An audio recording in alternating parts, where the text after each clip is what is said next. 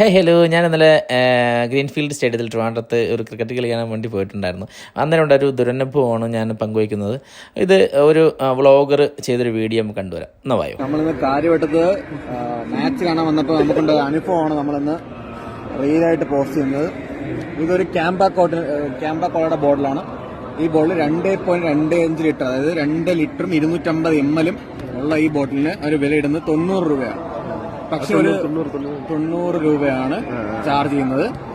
പക്ഷേ ഇവിടെ 250 ml ഒരു ഗ്ലാസ്സിന് 50 രൂപ, 250 വരുന്ന ഗ്ലാസ്സിന് ml ഒരു ഗ്ലാസ്സിന് 50 രൂപ വെച്ചാണ് ചാർജ് ചെയ്യുന്നത്. 90 രൂപയുടെ ആ ഒരു ബോട്ടിൽ അവർ എത്ര ഗ്ലാസ് ഒഴിച്ചു കൊടുക്കുന്നു എന്നുള്ളത് നമുക്ക് ചിന്തിക്കേണ്ട.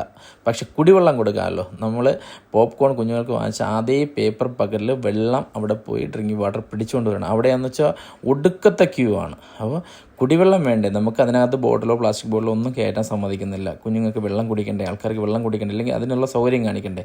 ഈ കാണുന്ന ഇത് കണ്ടില്ലേ, നമ്മൾ ഈ ഡിസ്പോസബിൾ ഗ്ലാസ്സിലാണ് അവർ കൊടുക്കുന്നത്. എന്നാൽ അത് നിറച്ചു പോലുള്ള കൊടുക്കുന്നത്. ഇവിടെ ഒരു ഗ്ലാസ് വെള്ളത്തിന് ഇതേ അളവിൽ കിട്ടുന്നത്, അത് നിറച്ചുമല്ല പകുതിയോളം കിട്ടുന്ന വെള്ളത്തിന് 10 രൂപയാണ് വാങ്ങിക്കുന്നത്. ഇത് മാനേജ്മെൻറ്റ് വളരെ മോശമായ രീതിയിലാണ് ഈ കാണികളെ അല്ലെങ്കിൽ കളി കാണാൻ വരുന്നവരെ നിങ്ങളെ അധിക്ഷേപിക്കുന്ന രീതിയിലാണ് എന്നാണ് എൻ്റെ അഭിപ്രായം.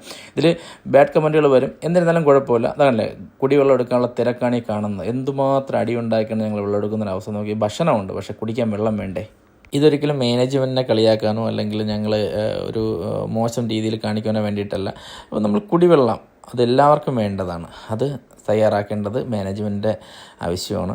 കാരണം വരുന്നത് കുഞ്ഞുകുട്ടികളും ആൾക്കാരുമാണ്. അപ്പോൾ അത് നിങ്ങൾ കണക്കാക്കി നിങ്ങൾ ചെയ്യേണ്ട ഉത്തരവാദിത്വം ഉണ്ടായിരുന്നു. അപ്പോൾ അടുത്തൊരു വീഡിയോ കാണുന്നവർ ബൈ.